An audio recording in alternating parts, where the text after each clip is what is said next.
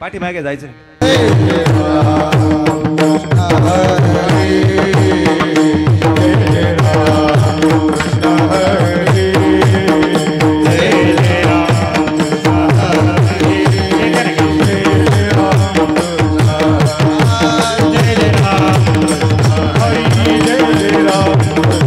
Hare Hare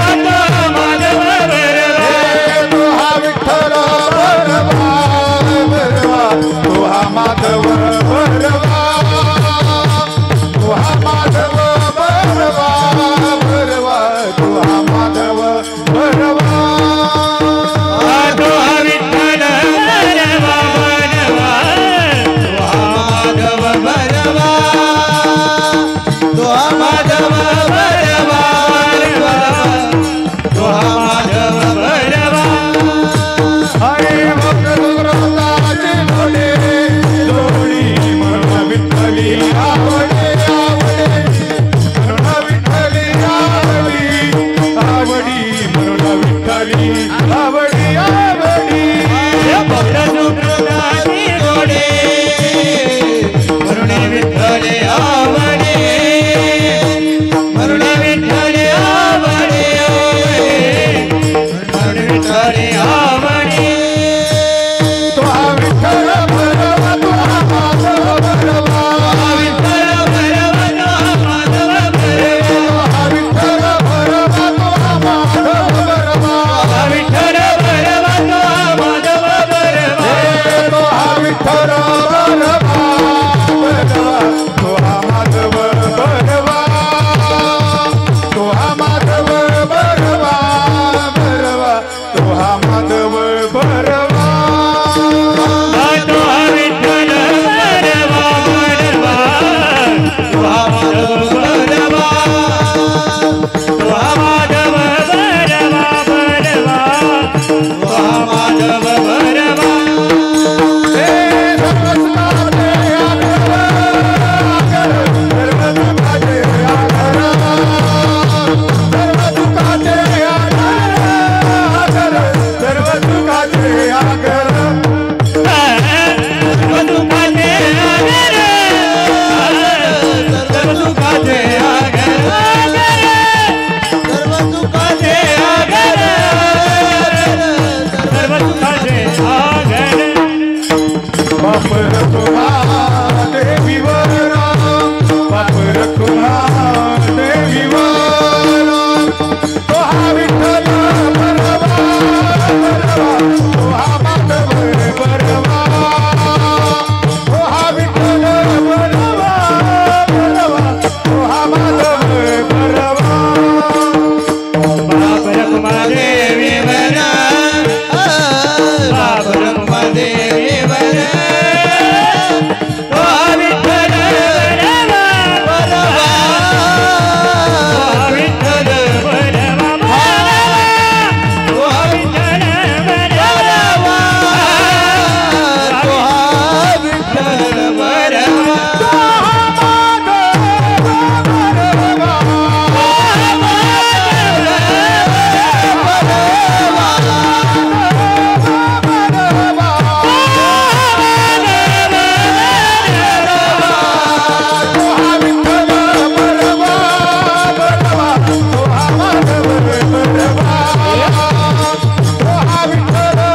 भरवा तो हा विठ्ठल भरवा तो हा विठ्ठल भरवा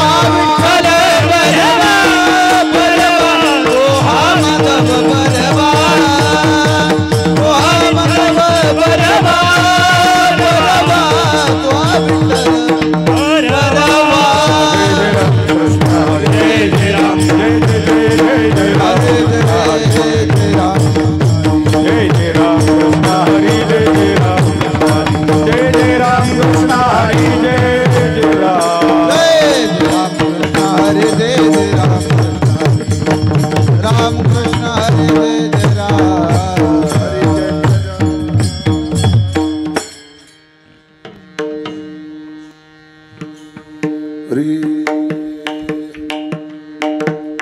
संतापायी माथा ठेविता सद्भावे संतापायी माथा ठेविता सद्भावे संतापायी माथा ठेविता सद्भावे संतापायी माथा ठेविता सद्भावे भेटे देव आपे आप तेने भेटे देव आपे आप तेने भेटे देव आपे आप संतापायी माथा ठेविता सद्भावे संतापायी माथा ठेविता सद्भावे संतापायी माथा ठेविता सद्भावे संतापायी माथा ठेविता सद्भावे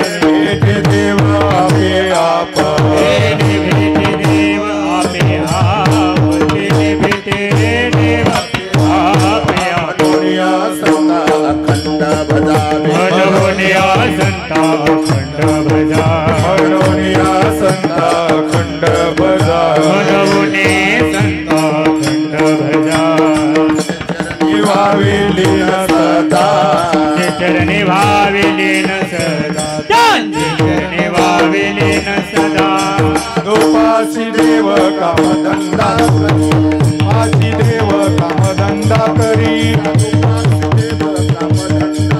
साधुपाशी देव कामधंदा करी धरीवरी छाया पीतांबर धरीवरी छाया पीतांबर धरीवरी छाया म्हणून या संता खंड भजा मनवुने संत खंड भजा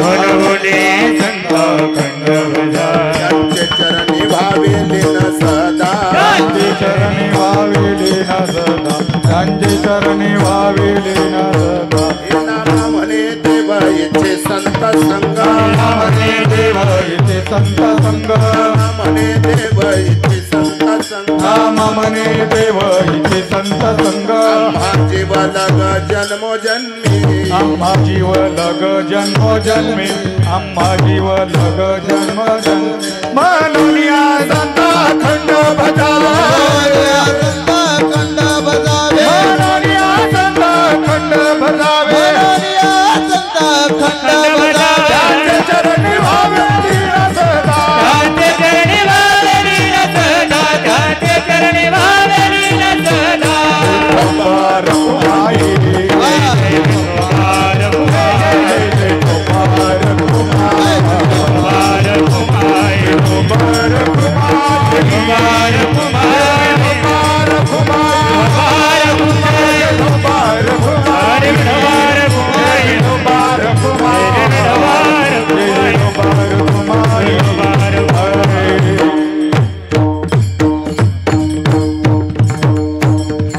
हरिभक्तपरायण संगीत अलंकार मेदनी सर आणि त्यांना साथ करतील हरिभक्तपरायण नाशिककर गीते महाराज.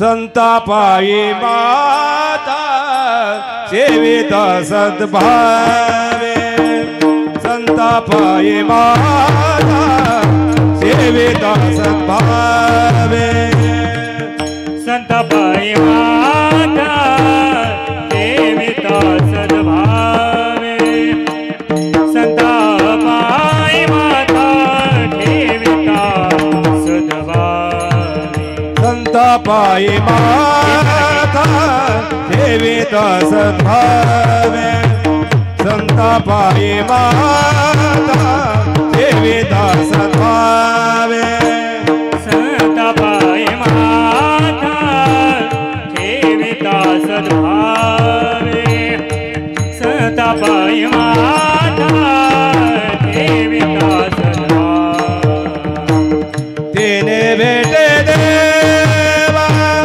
आप तेने भेटे देवा आप म्हणून संता बतावे म्हणून संता अखंड बतावे तेने भेटे देव आपे आप तेने भेटे देव आप संता अखंड बजावे मनोन संता अखंड बजावे त्यांचे चरणी लीन व्हावे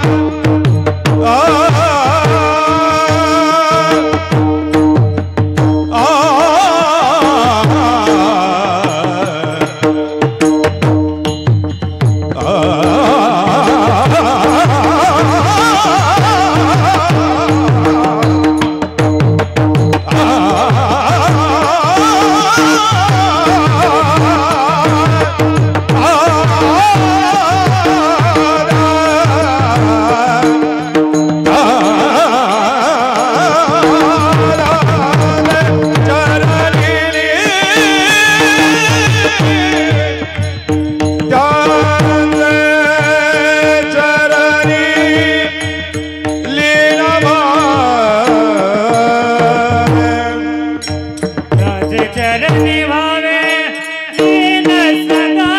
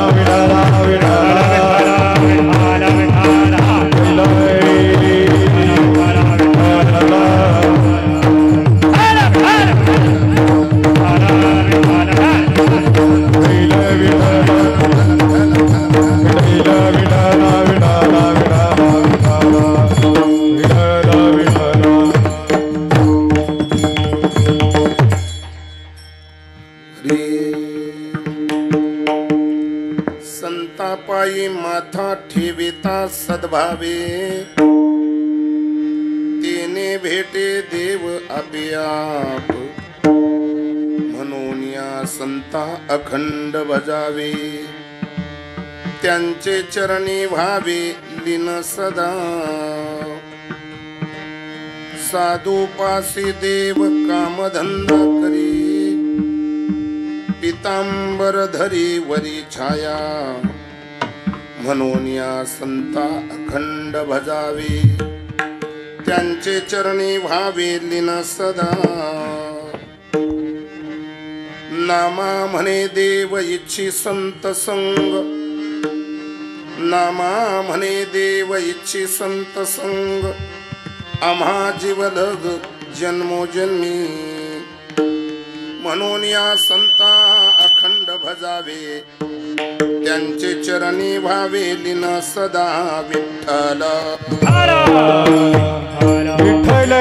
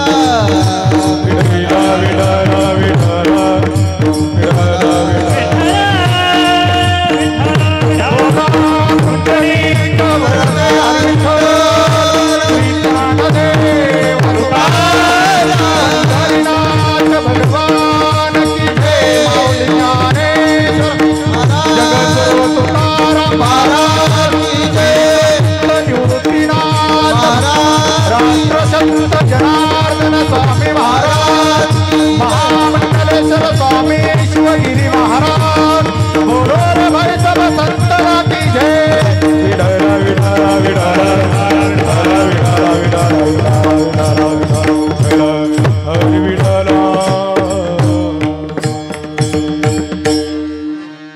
संतापायी माथा ठेविता सद्भावे, तेने भेटे देव आपे आप, म्हणून या संता अखंड भजावे, त्यांचे चरणी व्हावे लीन सदा। पांडुरंगा गुरु प्रथमन पांडुरंगा गुरु प्रथमन पांडुरंगा गुरु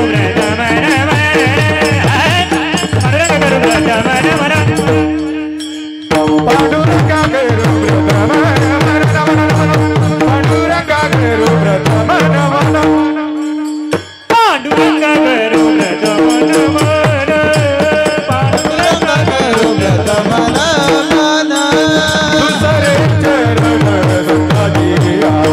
दुसरे चरण संताजिया, दुसरे चरण संताजिया, दुसरे चरण तुम्हाला कथेचा विस्तार, तुम्हाला कथेचा विस्तार। जयांचे केल्या स्मरण, होय सकळ विद्यांच्या अधिकरण, तीच बंधू श्री चरण श्री गुरूंचे ते नमस्कार होनी आता। समचरण सरोजम सांद्रने लाभ दावम, जगन निधवानी मंडन मंडनानाम। तरुण तुलसी माला कंधरम कंज नेत्रम, सदैधवलः संविठ्ठलं चिंतयामि। लोकाभिरामं रणरंगधीरं, राजीवनेत्रं रघुवंशनाथं, कारुण्यरूपं करुणाकरं श्रीरामचन्द्रं शरणं प्रपद्ये।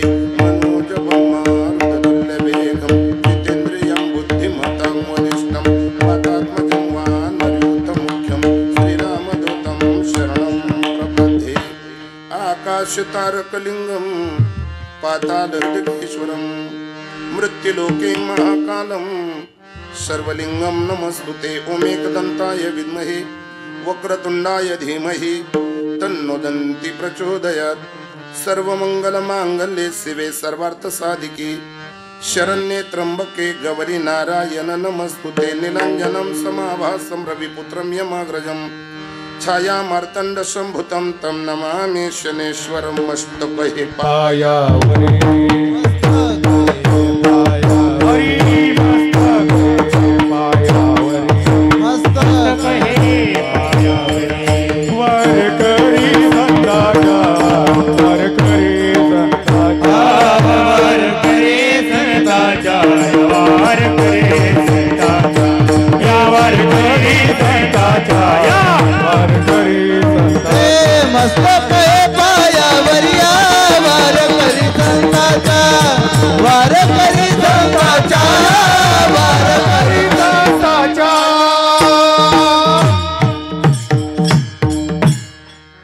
मस्तक हे पायावरी, या वारकरी संतांच्या, संतापायी माथा ठेविता सद्भावे, तेने भेटे देव आपे आप।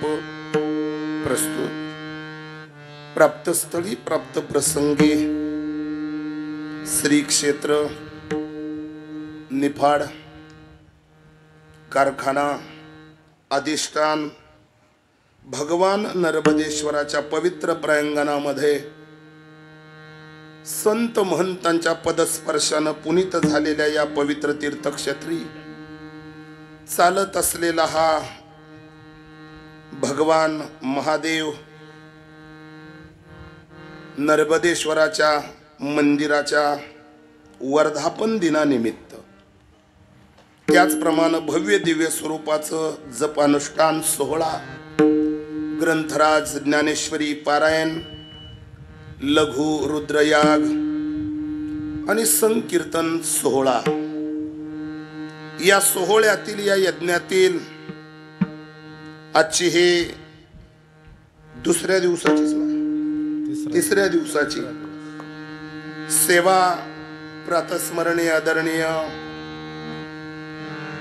स्वामींच्या माध्यमातून माझ्यासारख्या पामराला मिळालेली संधी आणि त्या संधीचं सोनं करत असताना गायलेला अभंग भगवान परमात्म्याचे लढीवाळ भक्त भक्त वत्सल संत श्रेष्ठ संत शिरोमणी नामदेव महाराज यांचा 4 चरणाचा सगळ्यांच्या परिचयाचा भगवत प्राप्तीचा उपाय सांगणारा अभंग सेवेसाठी निवडला. भजन करा.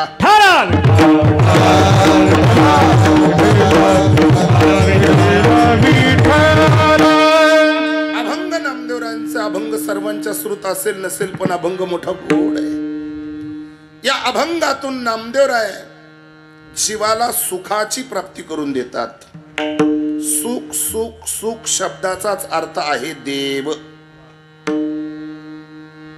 मग तुम्ही म्हणाल जीवाला देवाची गरज काय? देवाची गरज नसेल तरी प्रत्येक माणूस सुखाच्या प्रतीक्षेत आहे. मज लागी दुःख भावे ऐशे भावे ना जीवे. दुःखासाठी कुणी सत्यनारायण करत नाही, दुःखासाठी कुणी यज्ञादी कर्म करत नाही, दुःखासाठी कुणी पारायण करत नाही. प्रत्येक व्यक्ती सुखाच्या प्रतीक्षेत आहे पण सुख वेगळ्या ठिकाणी आहे आणि शोध अनाठाई आहे. म्हणून या जगाकडे पाहिल्यानंतर माझ्या नामदेवरायला तुमची माझी दया आली आणि नामदेवराय म्हणतात या लोकाला मी जर सुखाचा पत्ता सांगितला तर या संसारामध्ये दुःखानं होरपळलेला हा जीव सुखी होईल. पण कसं बोलू, कसं सांगू का जेणेकरून हा रस्ता चुकलेला समाज योग्य ट्रॅकवर येईल. यासाठी साधू संतांनी 4 वेद 6 शास्त्र 18 पुराण याचं मंथन केलं आणि या जगाला सांगितलं ऐक रे जना तुझ्या सोहिताच्या खुना. तुझ्या उद्धाराची गोष्ट सांगतोय. तुला गरज सुखाची आहे पण सुख जर मिळवायचं असेल तर सुख फक्त माझ्या भगवान परमात्म्याच्याच जवळ आहे. या जगाच्या बाजारामध्ये अनेक उद्योजक आहे, उद्योगपती आहे, अनेक शास्त्रज्ञ आहेत, अनेक इंजिनियर आहेत, अनेक डॉक्टर आहेत, पाठीभर डिग्र्या नावाच्या पुढे आहेत. जो तो माणूस ज्याची त्याच्या परीने ज्या त्या धंद्यात संपन्न आहे पण आजपर्यंत त्या उद्योगातून जीवाला सुख मिळालं नाही. कारण सुखाचा निर्माता भगवान परमात्मा यदादित्य गतम तेजो जगत भा सयतेखिलम सर्व जगाला शक्ती ऊर्जा पुरवणारं जे तत्व आहे त्या तत्वाला आमची संस्कृती देव म्हणते. आणि म्हणून या जीवाला सुखाची गरज आहे म्हणजे भगवंताची गरज आहे, जीवाला देवाची गरज आहे. पण कम नशिबी माणसं पाप्याची पितर देवालाच मानायला तयार नाही. तेव्हा साधू संताला मोठा प्रश्न पडला का हे जग सुखी झालं पाहिजे. हा समाज देवाला मानत नाही, देवाला जाणत नाही, पण जग सुखी झालं पाहिजे याच्यासाठी साधू संत पुढे आले आणि या समाजाला हाक मारून सांगितलं बाबा देव सोडला तर सुख मिळणार नाही जगाच्या बाजारात. त्यासाठी तुम्ही बंगला घर गाड्या घोड्या सत्ता संपत्ती लोकेशन काय असेल नसेल ते सुखाचं साधन म्हणून निवडलं पण त्यातून सुख मिळेलच याची गॅरंटी नाही. कारण त्याला वरदहस्त साधूचा असावा लागतो.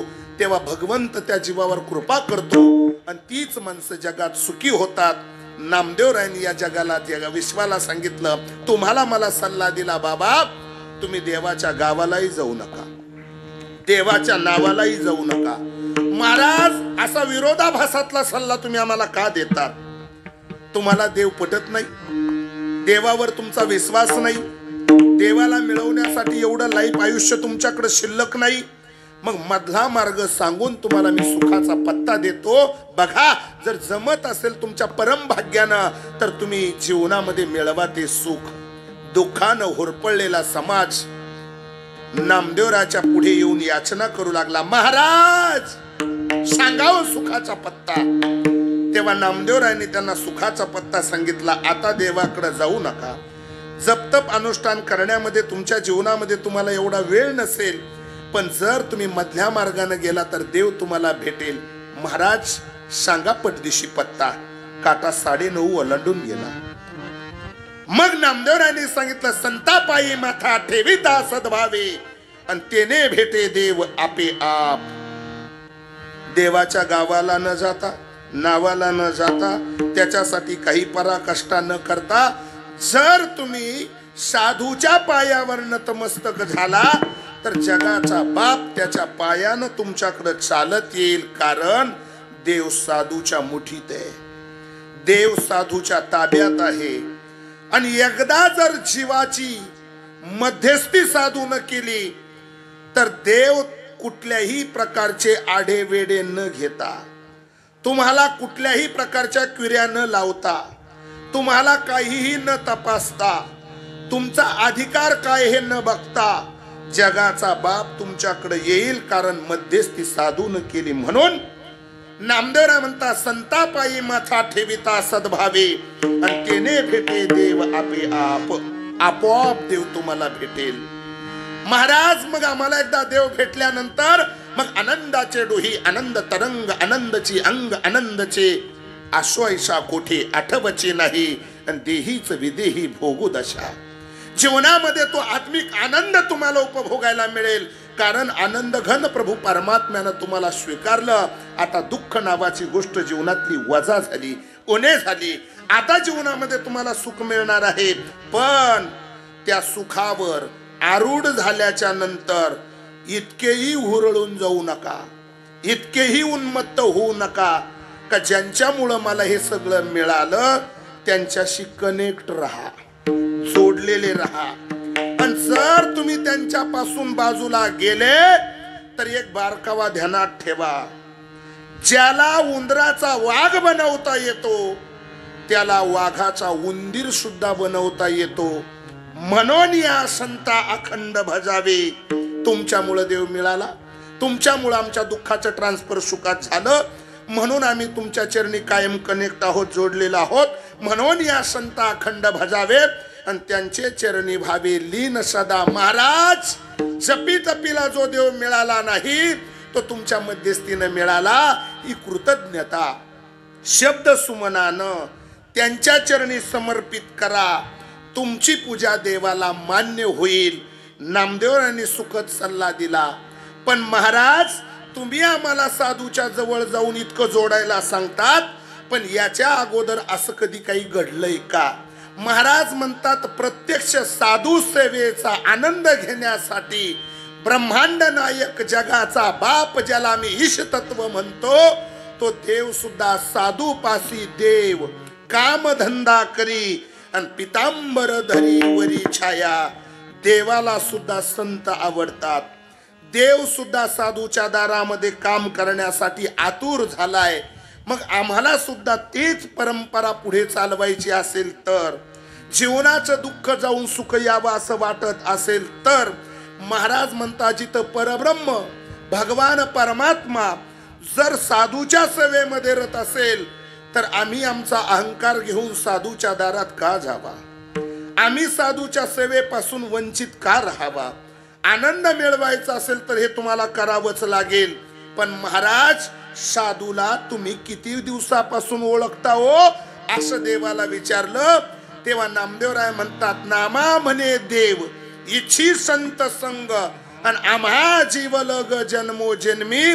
मी त्या सतसंगतीची प्रतीक्षा करतो, अपेक्षा करतो. कारण त्यांच्यात माझ्यात वियोग होऊ नये. त्यांचा माझा जन्मोजन्मीचा युगानायुगाचा संबंध आहे. म्हणून तो संबंध जपण्यासाठी भगवंत साधूच्या जवळ आहेत, ते जपतो. आणि तो देव जीवाला मिळावा आणि जीवाचं जीव पण जाऊन त्याला देव पण प्राप्त व्हावं असं वाटत असेल तर करावं अनुष्ठान, करावी सेवा आणि करावं भजन. विठ्ठल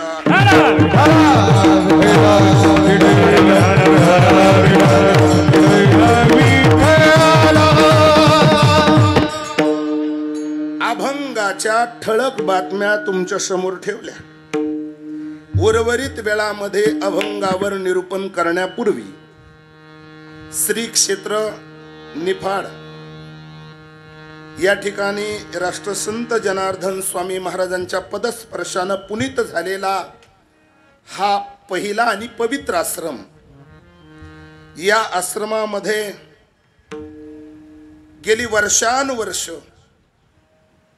प्रत्यक्ष भगवान शिवालयामध्ये या ठिकाणी आपण सेवेत कार्यरत आहात. या स्थानाचे स्थानापती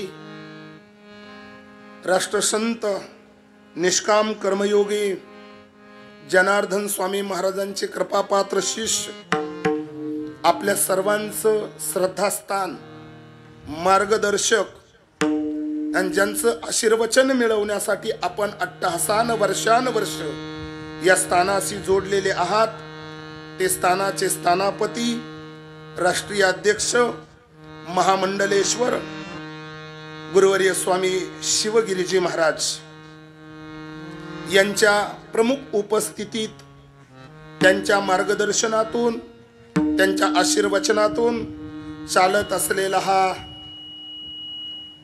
नामजप सोहळा, अनुष्ठान, या ठिकाणी चालत असलेलं ज्ञानेश्वरी पारायण, प्रवचन, सत्संग आणि कीर्तन महोत्सव, त्याचप्रमाणे ब्रह्मवृंदाच्या मुखारविंदातून या ठिकाणी हा रुद्रयाग या ठिकाणी संपन्न होतो आहे. आणि प्रतिवर्षी या स्थानाशी जोडलेले, गुरुशी जोडलेला हा सर्व भक्तगण वर्षानुवर्ष छोट्या मोठ्या कार्यक्रमामध्ये आपण सर्वजण उपलब्ध असतात आणि त्या पवित्र प्रसादाचा आनंद आपण घेत असतात. याही वर्षी परमभाग्यानं, सुदैवानं जास्त काही कीर्तन नाही, पण 2-3 कीर्तन या यज्ञात आहे. त्यामध्ये माझं सौभाग्य आहे की आदरणीय महाराजांनी मला आज्ञा केली आणि त्या आज्ञेचं पालन करत असताना आज मला या यज्ञातील 3ऱ्या दिवसासाठी हे पवित्र व्यासपीठ खरं तर सद्गुरू कृपेतून, तुमच्या सर्वांच्या प्रेमास्तव आणि राष्ट्रसंत जनार्दन स्वामी महाराजांच्या आशीर्वादातून मला ते प्राप्त झालं. त्या प्राप्त सिंहासनावर, या अधिष्ठानावर अभंग नामदेवरांचा गायला. माझ्या संकीर्तनाला सहसाथ करण्यासाठी या पंचकृषीतील या स्थानाशी जोडलेले सर्व वैष्णव वारकरी, माझे पितृतुल्य असणारे ही सगळी गुणजन इथं उपलब्ध आहेत. त्यांच्या चरणी नमो नारायण करतो. या ठिकाणी त्र्यंबकेश्वर आश्रमामध्ये प्रातस्मरणीय आदरणीय हरिभक्तीपरायण मोरे महाराजांचे विद्यार्थी त्या ठिकाणी अखंड स्वामींच्या कृपाक्षेत्राखाली आपलं अध्ययन करत आहेत. त्यांचे सर्व आदरणीय मोरे महाराज काही विद्यार्थी घेऊन इथं उपलब्ध आहेत. त्यांना वंदन करतो. मृदुंग वाजवण्यासाठी आदरणीय हरिभक्तीपरायण महाराजांचे बंधूच मोरे महाराज आहेत. पहिली पंचपदी आणि सुंदर अशी चाल ज्यांनी गायली ते आदरणीय भजन सम्राट, स्वर सम्राट, गायन गंधर्व आदरणीय हरिभक्तीपरायण आमचे गोरख महाराज. त्याचप्रमाणे त्यांच्याबरोबर ज्यांनी अगदी गोड सुंदर चाल गायली ती सर्वगुण संपन्न सर्वश्री या स्थानाशी जोडलेले आणि महाराजांच्या कथेमध्ये, मग ती रामकथा असो, नवनाथ कथा असो, भागवत कथा असो, अन्य संगीत प्रवचन असो, त्यामध्ये संगीताची साथ देणारी, महाराजांच्या बरोबर कायम सेवेत असणारी सर्व टीम, त्या सर्वांना वंदन करतो. त्यामध्ये आदरणीय आज मेदने सरही इथं उपलब्ध आहेत, त्यांनाही वंदन करतो. माझ्याबरोबर आलेले आदरणीय हरिभक्तीपरायण गायनाचार्य आमचे नाना महाराज आहे, विजू नाना आहेत, गणूदादा आहेत. मृदुंग वाजवण्यासाठी प्रातस्मरणीय आदरणीय परमार्थप्रेमी मृदुंग सम्राट, ताल सम्राट आदरणीय ऋषीदादा आहेत. या ठिकाणी ज्यांनी विनयची सेवा घेतली ते आदरणीय हरिभक्तीपरायण आमचे अशोक महाराज आहेत. त्याचप्रमाणे माझ्यावर प्रेम करणारे महाराजांनी दुपारी ज्यांना कीर्तनाच्या संबंधानं सूचना केली ते प्रातस्मरणीय आदरणीय आमचे बाबासाहेब भाऊ कुशारे सरपंच, तेही टाळ घेऊन मनाचा मोठेपणा दाखवून उभे आहेत. त्यांच्याबरोबर आलेले आदरणीय हरिभक्तीपरायण आमचे विकास भाऊ जाधव असतील आणि गावातील सर्वजण, या परिसरातील महाराजांशी संबंधित आपण जोडलेले सर्व वारकरी, गोड अशी सुकेनेकरांची साऊंड सिस्टम या ठिकाणी आपल्या कार्यक्रमाचं चित्रीकरण करण्यासाठी चिचोंडी भक्त मंडळाच्या वतीनं एक कॅमेरा आहेत, लासलगावकरांच्या वतीने एक कॅमेरा आहेत आणि या कार्यक्रमाच्या छोट्या मोठ्या कार्यक्रमाचं सर्व शूटिंग चित्रीकरण आणि अनेक कीर्तनकारांना लोकांच्या नजरेत आणून द्यायचं काम महाराजांच्याच आशीर्वादातून संत मेळा चॅनल, खरंच आपल्या तिघांनाही अगदी तुम्ही कौतुकास्पद आहात.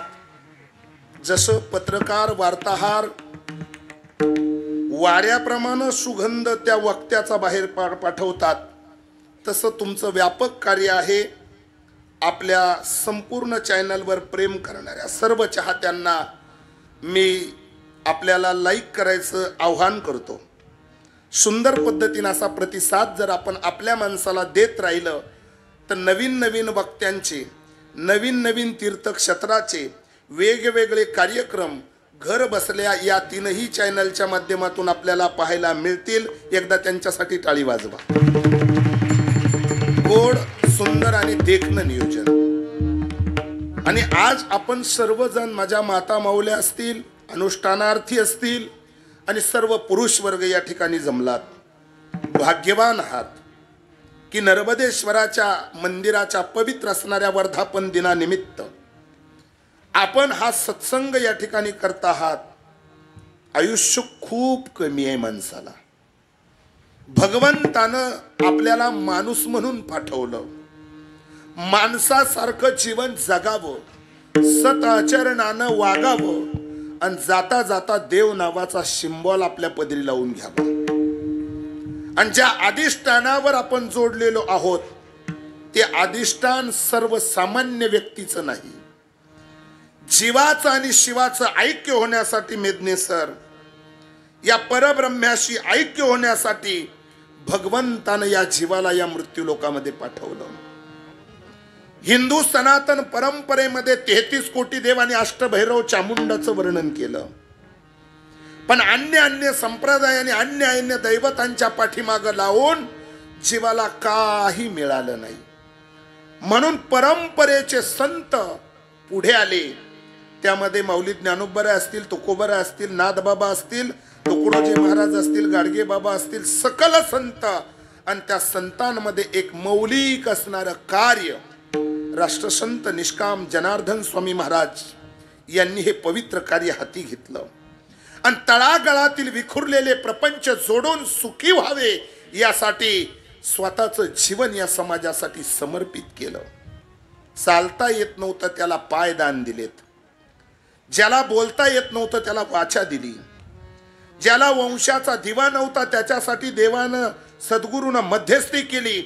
आणि आज दुःखी चेहरे या समाजामध्ये राष्ट्रसंत जनार्दन स्वामी महाराजांच्या माध्यमातून आज आमच्या चेहऱ्यावरचं आसू गेलं आणि हसू आलं. संत या जगात काय करतात त्या स्थानाशी आपण जोडलेले आहात. हे सगळं या महात्म्यांना मिळालं कुठून?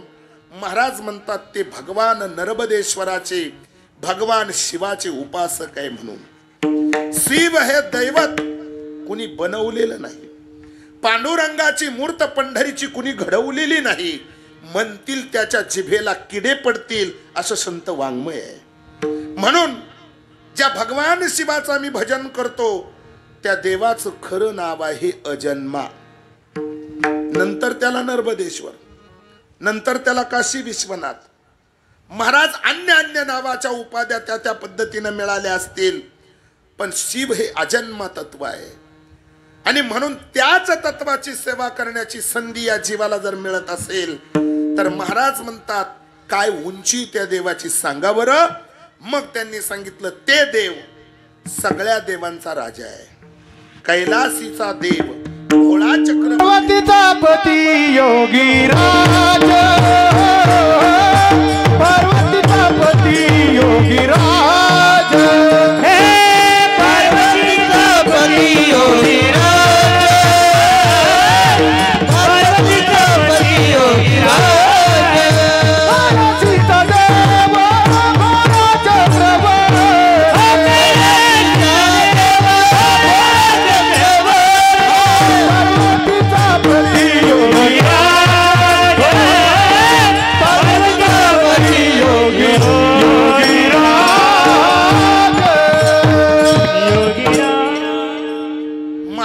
त्या शिवाची स्तुती करण्याची संधी आपल्याला मिळते.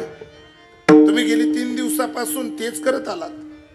माझं सौभाग्य आहे, मी रात्री निवृत्तीनाथ मंदिरामध्ये समाधीस्थळीच कीर्तन केलं. रात्री आमची टीम बरोबरच होती. तिथेही सुद्धा आम्हाला भगवान शिवजीची स्तुती करण्याची संधी मिळाली. आणि आजही सुद्धा तीही सेवा साधूच्याच आश्रमाची होती आणि तीही सेवा साधूच्याच आश्रमातली आहे. किती भाग्य आहे माझं पण का मला तुमच्या पवित्र दर्शनाची संधी तुम्हाला या संत महंतांच्या माध्यमातून मिळते. महाराज त्या भगवान शिवाची स्तुती करत असताना, त्या भगवान शंकराची स्तुती करत असताना 33 कोटी देव अष्टभैरवच्या मुंडा असतील तरी अन्य देवताच्या संबंधानं साधू संतांनी वर्णन इतकं केलं नाही. पण ज्या देवाशी आपण अधिष्ठित आहात, जोडलेले आहात, ते दैवत किती उंचीच आहे असं जर तुम्ही मला विचारलं तर मी सांगून टाकेल, स्वर्ग जयाची स्वर्ग जयाची साळुंका, स्वर्ग जयाची साळुंका, स्वर्ग जयाची साळुंका, स्वर्ग जयाची साळुंका. समुद्रपारी पिंड देखा, समुद्रपारी पिंड देखा, समुद्रपारी पिंड देखा, समुद्रपारी पिंड देखा. शेषाधारी की बैठका, शेषाधारी की बैठका, शेषाधार की बैठका, शेषाधार की बैठका. आधार दिली लोका, आधार दिली लोका, आधार दिली लोका, आधार दिली लोका. लिंग देखिले देखिले, लिंग देखिले देखिले, लिंग देखिले देखिले. नर्मदेश्वराची उंची, स्वर्ग जयाची साळुंका, समुद्र पाळी पिंड देखा, शशासारखी बैठका, जो आधार तीही लोका या शब्दाखाली अंडरलाईन करा. संपूर्ण विश्वाला ज्याचा आधार आहे त्या आधारानंच, त्याच्या सपोर्टनंच सगळं जगत तरतय. आणि आम्ही भाग्यवान आहोत, आम्ही त्या स्थानाशी जोडलेलो आहोत, आम्ही त्या भगवान शिवाशी जोडलेलो आहोत आणि आम्ही अहोरात्र त्याचं चिंतन करतोय. पण महाराज, हे भगवान शिव नावाचं दैवत या मृत्यू लोकामध्ये कोणी आणलंय?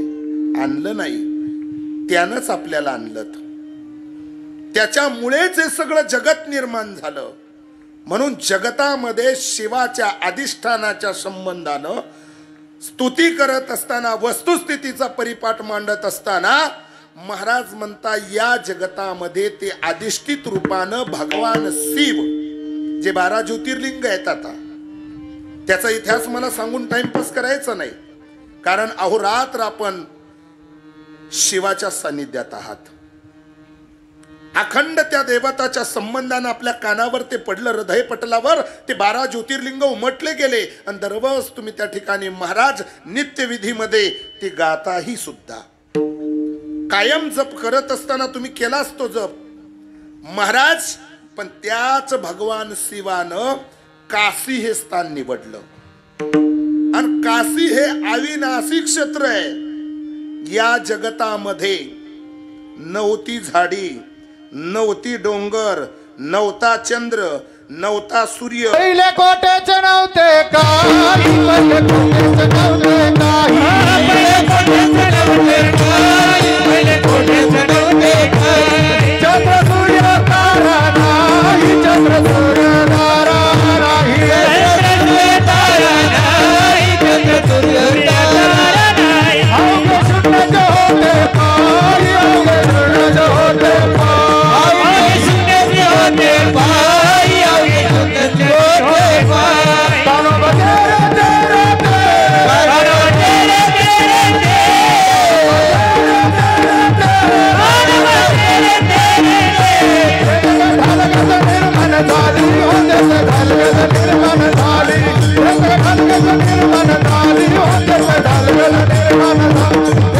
ढलगत निर्मल झाली, होते ढलगत निर्मल झाली, ढलगत निर्मल झाली, होते ढलगत निर्मल झाली. एकट्या शिवाला कर्मेनं बर का जाधव महाराज. म्हणून आदिशक्ती निर्माण झाली. तिचं नाव पार्वती. आणि भगवान शिवानं आदिशक्तीच्या मायेच्या आधाराने हे जगत निर्माण केलं. मग अनुष्ठान करणारे कीर्तनाला आलेले ज्ञानेश्वरी पारायण करणारे आम्ही त्यांचे लेकर आहोत. आपण सगळेच, तुम्ही आपण. मग आज आम्हाला स्तुती कुणाची करायची आहे? आमच्या आई बापाची करायची आहे. आई पार्वती, भगवान शिव. आणि ती स्तुती करत असताना ती दैवत अधिष्ठित आहेत, ज्याला आपण ISI म्हणतो, नॉन ISI नाही. ते आपल्या मनानं बनवलेले वेगळे आणि अधिष्ठित दैवत वेगळी.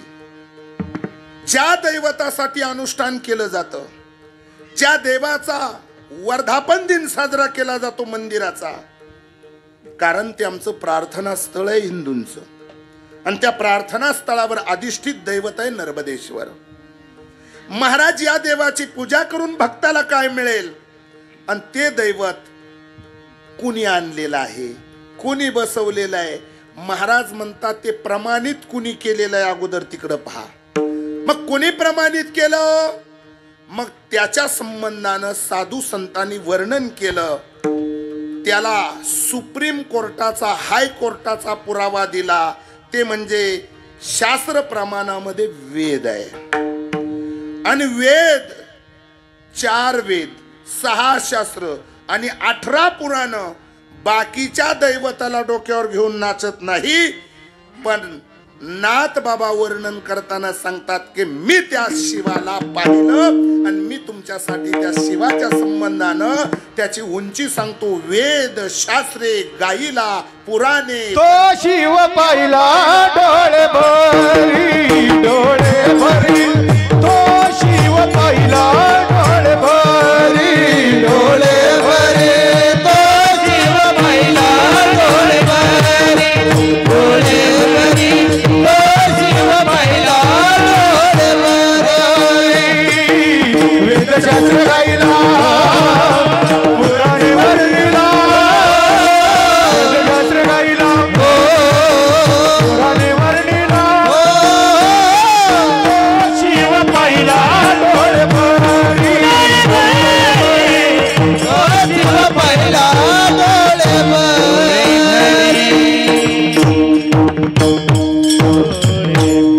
सांगणारे संत आहे, अनुभव संपन्न आहे, अनुभूतीला प्राप्त झालेले आहे.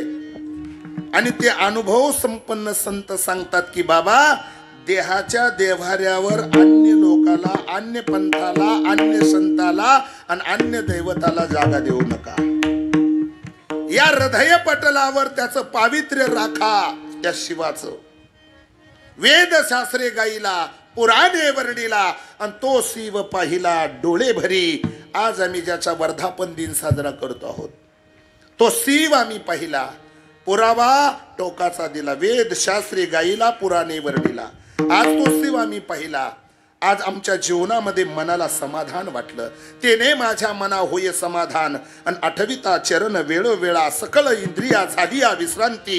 आणि पहाताची मूर्ती शंकराची. अजून पुढे जरा ऐका. एका जनार्दनी शिव हा भसावा. संसार करावा, सुख रूप संसार करावा.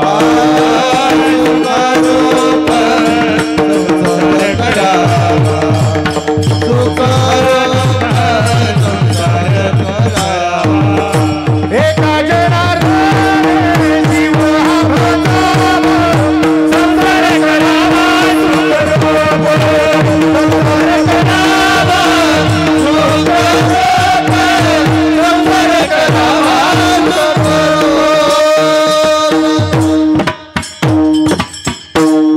नाथ बाबा म्हणतात, जर तुमचा संसार जन्म मृत्यूचा संसार अभिप्रेत आहे आजच्या या विधानातून. पुनरुपी जननम पुनरुपी मरणम पुनरुपी जननी जठरे सैनम या संसारे खलदुस्तारे. महाराज म्हणता, हा संसार तुमच्या जीवनातला सफल व्हावा असं जर वाटत असेल तर त्यानं शिवाला भजावं, त्यानं अनुष्ठान करावं, त्यानं पारायण करावं, त्यानं या ठिकाणी सेवेत सहभागी व्हावं, त्यानं अन्नदानासाठी इतरत्र आपल्या परीनं त्या ठिकाणी महाराज या कार्यामध्ये इन्व्हॉल्व व्हावं. संसार फलद्रूप व्हावा असं वाटत असेल तर. कारण शिवाला भजलं का जीवाला आनंद मिळतो. आणि त्या आनंद घन प्रभू परमात्म्याशी जोडून देण्यासाठी संत पुढे आले. जग दुःखी आहे, पण जगाचं दुःख का जात नाही तर त्याचं उत्तर फक्त एकच आहे, हे अधिष्ठित दैवताशी जोडलेले राहत नाही. महाराज अनुभव संपन्न साधू संताशी जोडलेले राहत नाही. मग बहुतांशी बगल छाप संप्रदाय आणि बगल छाप देव आशांनाच उत आला येत आता, आणि आशांच्या नादाला लागून आयुष्यही बर्बाद झालं, वेळही वाया गेला आणि मिळालंही काहीच नाही. मग कोणती दैवत? महाराज म्हणतात, मनाला वाटलं म्हणून चिखलाचा बनवला, मनाला वाटलं म्हणून दगडाचा बनवला, मनाला वाटलं म्हणून लाकडाचा बनवला, गोड सिंहासन सजवून चौरंगावर बसवला, गंध पुष्पानं त्याला वर्षलं आणि मना आलं ते नाव ठेवलं. अशी तांब्याचे बाहुले गेले, पाठ मांडणीवर बैसविले,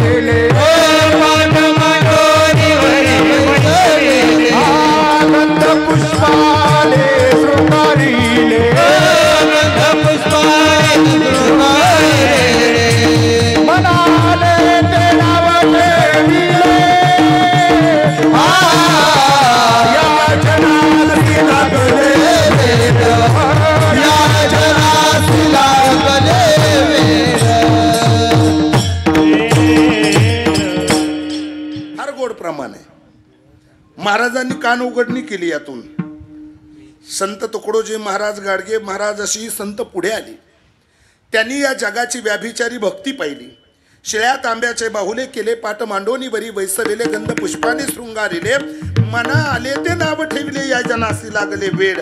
वाहून जाईल हा समाज. देहाच्या देवाऱ्यावर अन्य अन्य संप्रदायाला जागा दिली लोकांनी. आम्ही त्या भगवान परमात्म्याची शिवासी जीव जोडलेला राहिला नाही. जग सगळं दुःखाच्या थारोळ्यात पडलेलं पाहिलं. त्याचं कारणच असं आहे, देहाच्या देव्हाऱ्यावर याचं पावित्र्य न राहता याची चावडी बनवलेली लोक पाहिली.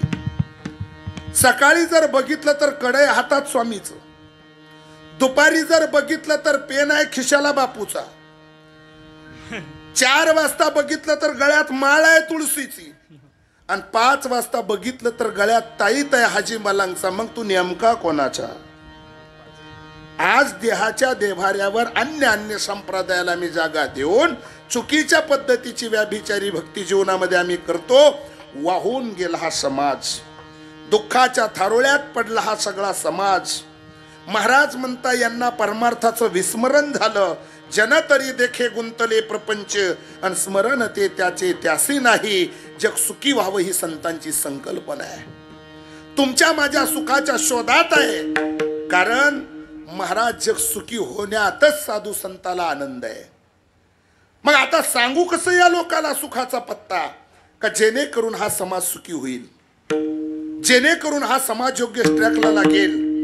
याच्यासाठी संत पुढे आले आणि तुमच्या माझ्यासाठी साधू संतांनी सुखद सल्ला दिला. बाबा, तुम्हाला जर सुखी व्हायचं असेल तर सुख फक्त या जगाच्या बाजारामध्ये माझ्या पांडुरंगाकडच आहे, माझ्या देवाकडच. शुक्रबाई जादूजा कोण सांगा, शुक्रबाई जादूजा कोण सांगा, शुक्रबाई जादूजा कोण सांगा, शुक्रबाई जादूजा माझ्या पांडुरंगा सारिका तो, सारिका तो,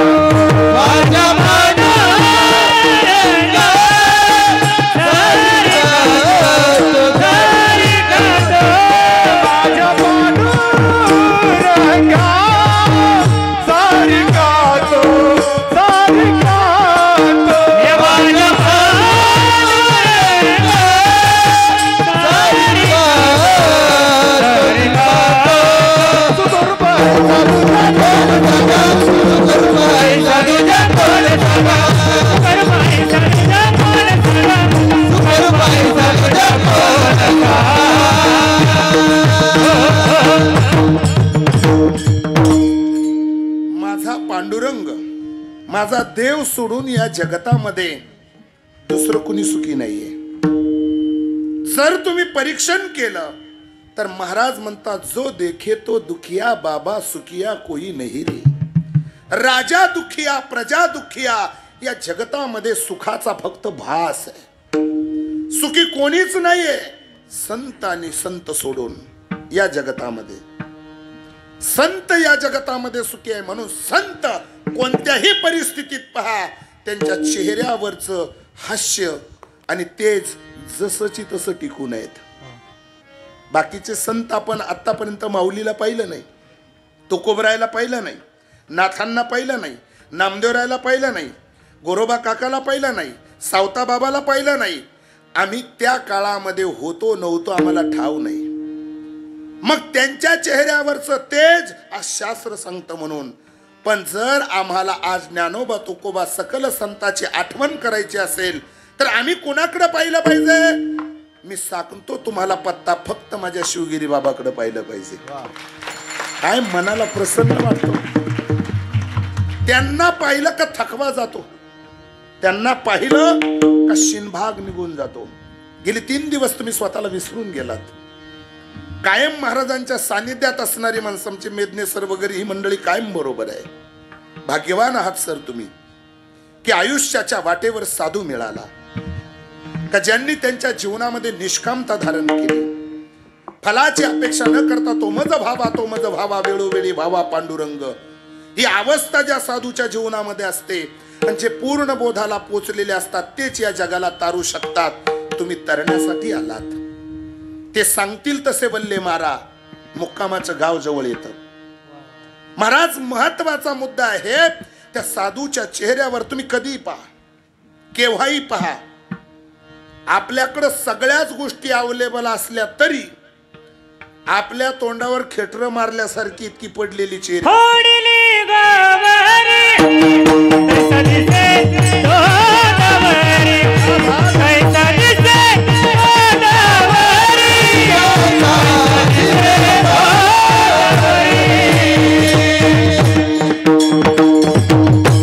गोरख महाराज जीव ओवाळून टाकावून समर्पक प्रमाण दिलं बुवा तुम्ही. काय संतांनी सांगायचं ठेवलं सरपंच. महाराज म्हणतात, जशी गौरी तोंडावर फोडली इतका चेहरा पाडून माणूस बसतो. सुखद चोरीला गेलो, आमच्या क्षणोक्षणात पदापदाला जे अपेक्षित होतं ते आमच्या घरातून चोरीला गेलं.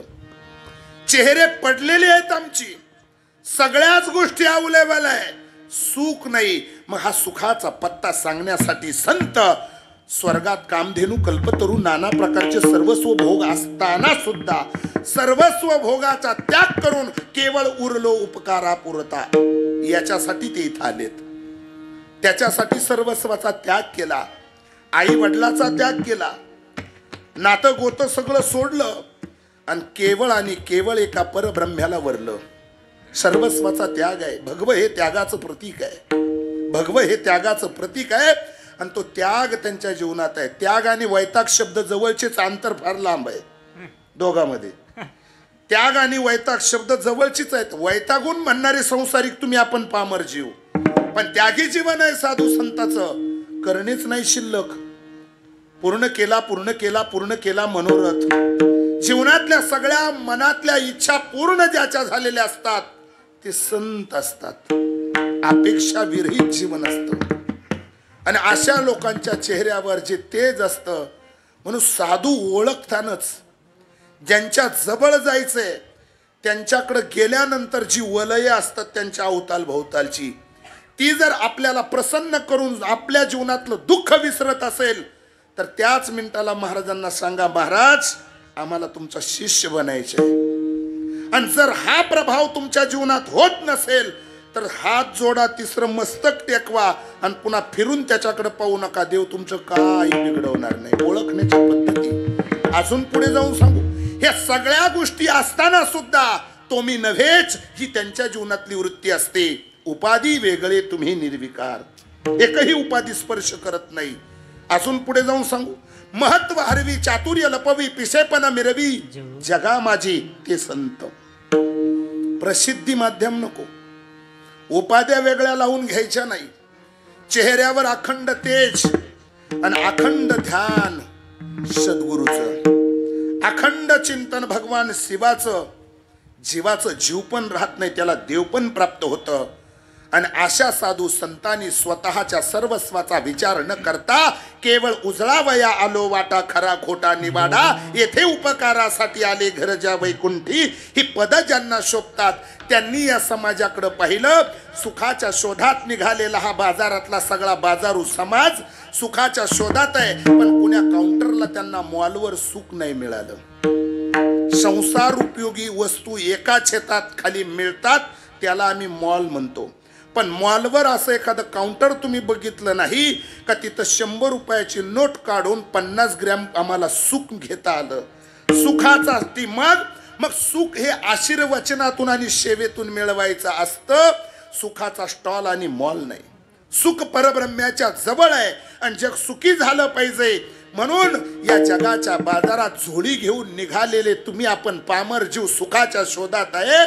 पण आयुष्याच्या वाटेवर सुखाच्या शोधात निघालेला जीव महाराज चेहरा पाडून बसला आणि मग वसमरला महाराज, सुख पाहता जवा पाडेन दुःख पर्वता येवडे, ही मन तयार झाली. जवा एवढं सुख मिळवण्यासाठी डोंगरा एवढाली दुःख आम्ही सहन केली आणि ही दुःखी माणसं साधूच्या नजरेतून नाही हो सुटली. पडलेले चेहरे साधू संतांनी वाचले. परतीच्या प्रवासाला नाराज झालेली माणसं निघाली आणि कशी हो माझ्या नामदेवराची अलगत नजर गेली. अरे थांबा, का चेहरा पाडून परतीच्या प्रवासाला निघाले? महाराज, सुखाच्या शोधात आलो होतो पण सुख नाही मिळालं, सुख नाही मिळालं. महाराज म्हटले असे कितीही बोंबलत फिरलात तरी या बाजारामध्ये या कलियुगामध्ये तुम्हाला सुख मिळणार नाही नाही नाही. महाराज, खरंच नाही मिळणार? मिळेल, पण मी सांगतो त्या पद्धतीने गेला तर. सगळीची सगळी जाग्यावर थांबली. सुखाच्या शोधात निघालेली माणसं दुःख विसरून सुख मिळावं म्हणून मग त्यांना सांगितलं, सुख मिळवायचं असेल तर त्याच्यासाठी तुम्हाला आपुला तो एक देव करून घ्यावा. आणि ते जीव सुख नाही, तेने विना जीव सुख नाही, तेने विना जीव सुख नाही, तेने विना जीव सुख नाही. आपुला तो एक देव करून घ्यावा, आपुला तो एक देव करून घ्यावा, आपुला तो एक देव करून घ्यावा, आपुला तो एक देव करून घ्यावा. तेने विना जीव सुख नाही, तेने विना जीव सुख नाही, सुख नाही, सुख नाही. महाराज, तुम्ही पत्ता सांगितला, आपुला तो एक देव करून घ्यावा, तेने विना जीवा सुख नव्हे. जीवाला सुख मिळायचं असेल तर एक देव आपलासा करून घ्या. त्या शिवाच्या जवळ जा, त्या पांडुरंगाच्या जवळ जा, मग तुमच्या जीवनात सुख मिळेल. महाराज, पण तहानेली तहानेची प्यावे, भुकेले भुकेची खावे. लोखंडाचे चणे खाऊन सुद्धा कुणी स्वतःला झाडाला उलट टांगून घेतलं, कोणी झाड पाला खाल्ला, कोणी हवा पिऊन तप केलं, त्यांना सुद्धा देव स्वप्नात आला नाही, देव मिळाला नाही. भले भले गेले वाहत झुरळ म्हणतो माझी काय मात, आम्हाला कधी देव भेटेल? पटलं. आणि मग नामदेवराय म्हणता, खरं आहे, देव मिळवणं इतकं सोपं आहे का? भक्ती ते कठीण सुळावरील पोळी आणि विराळा तो बळी निवडे शूर. एखाद्याच्याच पदरी ते सुख लागतं, बाकीच्याला मिळणार नाही. पण तुम्ही सुखी व्हावा असं जर वाटत असेल तर तुम्ही माझ्या शब्दाकडे लक्ष द्या, तुम्हाला देव मिळेल. मी सांगतो त्या शॉर्टकट मार्गाने गेला तर. महाराज सांगा म्हणले अभंगाचं पहिलं चरण. संत पायी माथा ठेविता सद्भावे, संत पायी माथा ठेविता सद्भावे, संत पायी माथा ठेविता सद्भावे, संत पायी माथा ठेविता सद्भावे. तेने बेटे देवा पे आप, तेने बेटे देवा पे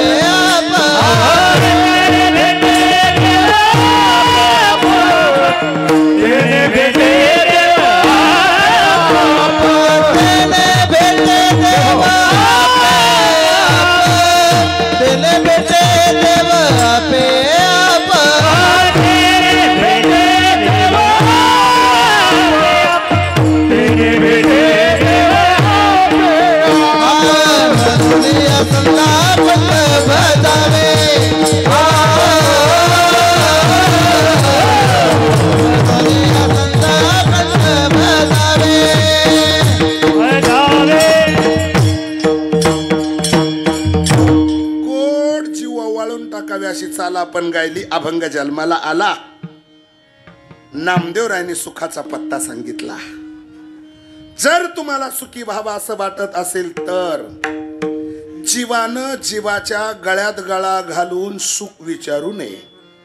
कारण हाही दुःखी आणि तोही दुःखी, म्हणून दोघही समदुःखी असतील तर विकास भाऊ सुख नाही मिळत. मग अगोदर ज्याला सुख मिळालेलं आहे ती चीज वस्तू त्याच्याकडे आहे आणि नाही त्यानं त्याला सांगावं विचारावं, बाबा तू सुखी झालात, नेमका कोणता पांडा वापरला. महाराज म्हणतात संत सुखी आहे, साधूला सुखाचा पत्ता माहिती आहे आणि जीवाला दुःखाच्या थारोळ्यात पडलेला आहे जीव. मग त्यांना मार्गदर्शन करताना सांगितलं, हे राजा तुला सुखी व्हावा असं जर वाटत असेल तर संतापायी माथा ठेविता सद्भावे. माथा ठेवणं म्हणजे वाकणं, झुकणं, नमस्कार करणं. आपला इगो बाजूला ठेवून त्यांच्याकडे साष्टांग प्रणिपात करणं, त्यांना विचारणं कै मी उद्धार पावेन, कै कृपा करील नारायण. आयुष्य सांगा तुम्ही संत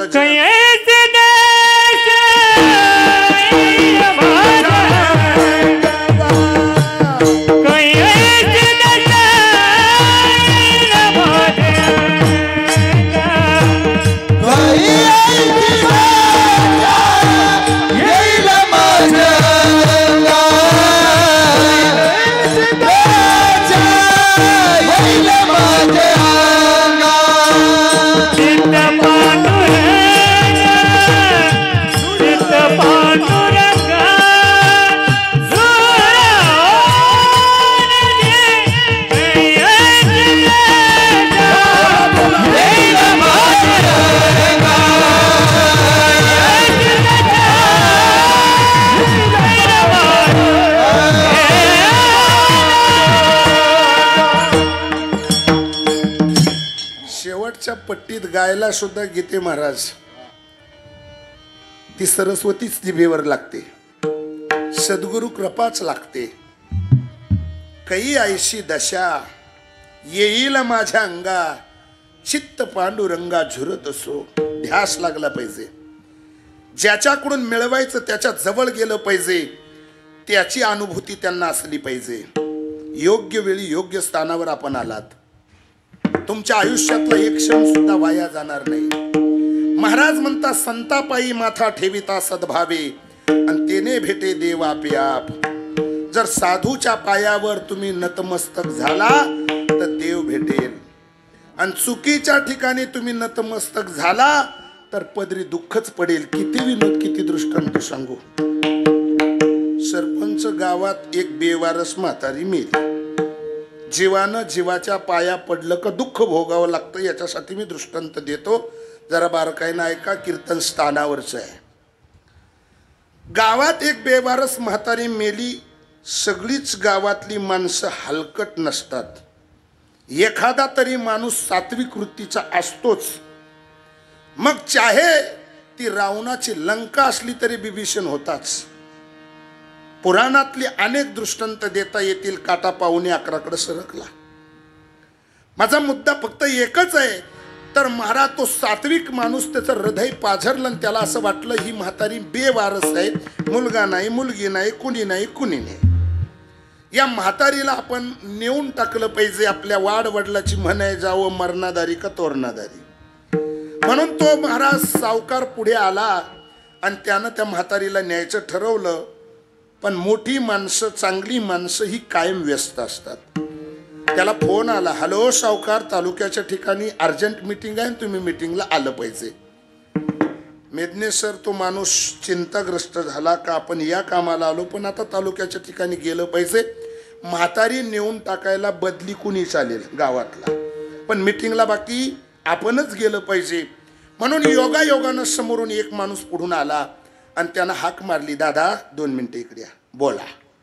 काही नाही, ही बेवारस म्हातारी, कोणी नाही, हिला नेऊन टाकायचं स्मशानामध्ये, फक्त अग्नी द्यायचा आणि निघून यायचं. ज्याला बोलवलं तो काय अनुष्ठानार्थी नव्हता, माळकरी नव्हता, कोण्या संप्रदायाशी जोडलेला नव्हता, तो सरकार मान्य लायसनधारक होता. आता तुमच्या इथलं किती लक्षात आलं असेल कोणत्या पंथाचा आहे ते. आणि मग त्यानं सांगितलं, सावकार बोला, म्हातारी गरिबाची असो, श्रीमंताची असो, कोणाची असो नसो, कोणी 4 खांदे करीन, 5वा पाण्याड्या पाहिजे ना, 5 लोकांची तर गरज आहे ना. ते म्हणले बरोबर आहे. मग सावकार सात्विक होता, तो म्हणला अजून 4 घेऊन ये, तू 5वा आहेस. मग ते काय भजनी मंडळातलं घेऊन आलं का मोरे महाराज, ते त्याच्याच लाईनची घेऊन आलं ना. आणि ते सगळेच आल्यानंतर मला असं वाटतं माळकऱ्यांपेक्षा त्यांचं डोकं लई चालतं, चांगलं चालतं, हुशारच असते ती जात. ते सावकाराकडे आल्यानंतर सावकाराला म्हणलं, सावकार म्हणले बोला, महागाई कुठं जाऊन धडकली, पटलं. म्हातारी गरिबाची असो, श्रीमंताची असो, तिला जाळायचं असेल तर त्याला मडकं लागल, फडकं लागल, बांबू लागल, स्कोर्दा लागल, मुरमुरे लागतील, साहित्य लागल ना त्याला तिरडीवर बांधायला. सावकार म्हणलं पटलं बो. मग एक काम करा, ही 500 रुपये घ्या. 500ची नोट काढून दिली. 500ची नोट त्यांच्या ताब्यात मिळाली. मी म्हणतो याचे 10, त्याचे 10, त्याचे 10 करून असे 30-40 करत होते. केवढ्याला मिळते का मला माहीत नाही. आणि कधी आपण तिकडे गेलोय नाही साईड सोडून, भगवान करो जाण्याची वेळ येऊ नये. मग महाराज त्यांनी असं जर मिळतच नव्हते, 500 ताब्यात मिळाल्यावर त्या जातीचा एकमेकावर विश्वासही नसतो.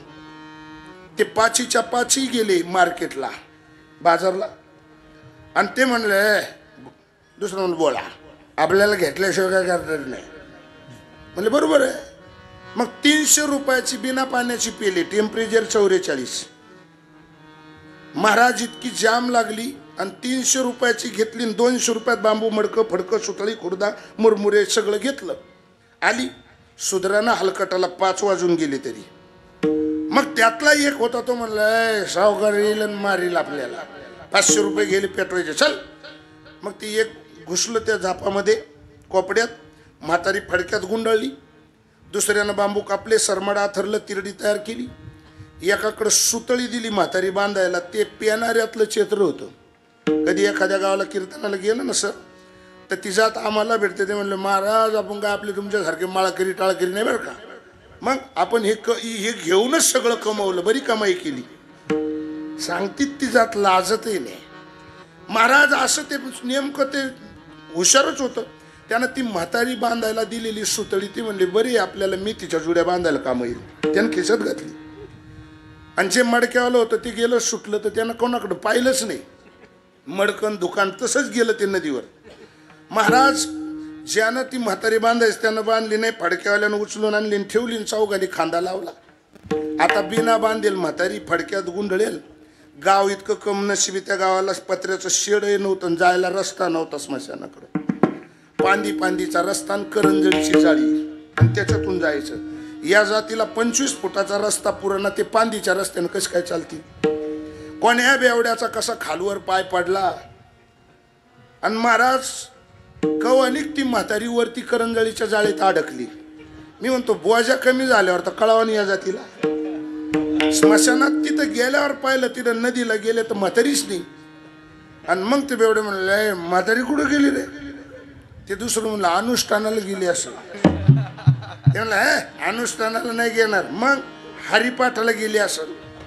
ते म्हणलं हरिपाठ, अरे नाही मग कीर्तनाला गेली असेल. त्यांनी सांगितलं आयुष्य गेलं, कधी कीर्तन भजन जमलं नाही त्या जातीला, ती कीर्तनाला जाईल कशी काय. खरं बोलतात ते कधी कधी. आणि मग ते म्हणले नाही, त्या म्हातारीची आपल्याला कुठं गेली काय त्याची विल्हेवाट लावली पाहिजे. सावकारानं 500 रुपये दिले. आणि मग त्यांची तातडीची मीटिंग बसली. ते म्हणले 2 जण पलीकडच्या रस्त्यानं जा, 2 जण पलीकडच्या रस्त्यानं जा, आणि 1 जण मधल्या रस्त्यानं जा. जी 2 जण पलीकडच्या रस्त्यानं गेली त्यांना नेमकी एक म्हातारी तंबाटे तोडताना दिसली.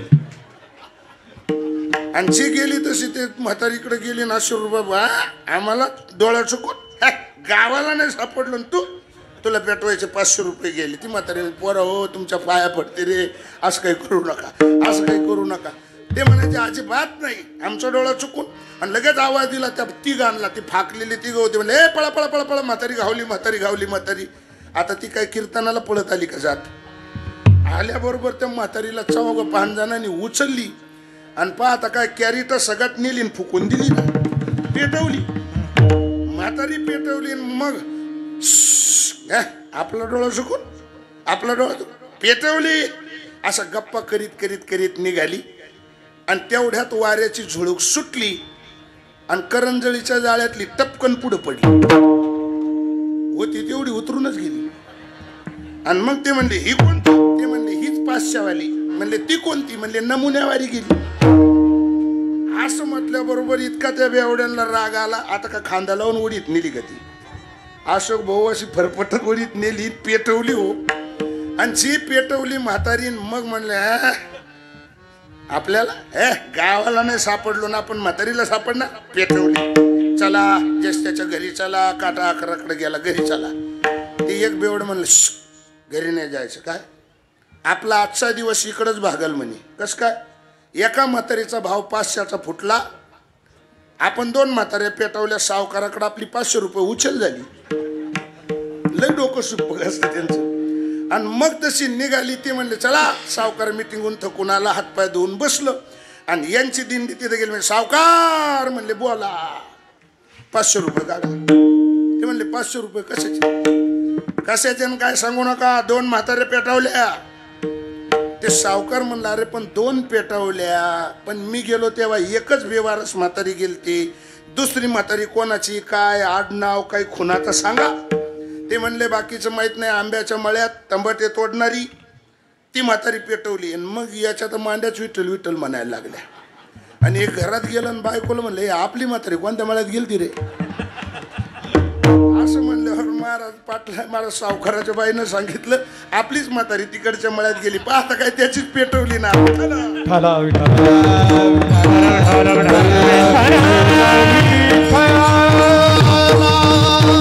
माझा दृष्टांत संपला. जीवानं जीवाला विचारलं तर दुःख पदरी पडतं, पण जीव साधूवर विश्वास ठेवून जर गेला तर आनंद मिळतो. म्हणून संतापायी माथा ठेविता सद्भावे. जीवाच्या पायावर नतमस्तक होऊन तुमचं दुःख मांडूच नका, कारण मुळात तेच दुःखानं बुडालेत. ते तुम्हाला काय तारणार आहे. ज्याला पोहता येत नाही तोच पाण्यात बुडतो, तो तुम्हाला काय तारणार आहे. महाराज म्हणता जो तारू शकत नाही, ज्याच्या नादाला लागून मरण्याची वेळ येते, अशांकडे जाऊच नका. मग कोण तारू शकतं या जगतामध्ये. महाराज म्हणता संताविन प्राप्ती नाही, ऐसे वेद देती हरी प्राप्तीची उपाय, हरी प्राप्तीची उपाय, हरी प्राप्तीची उपाय, हरी प्राप्तीची उपाय. धरावे संता देते पाय, धरावे संता देते पाय.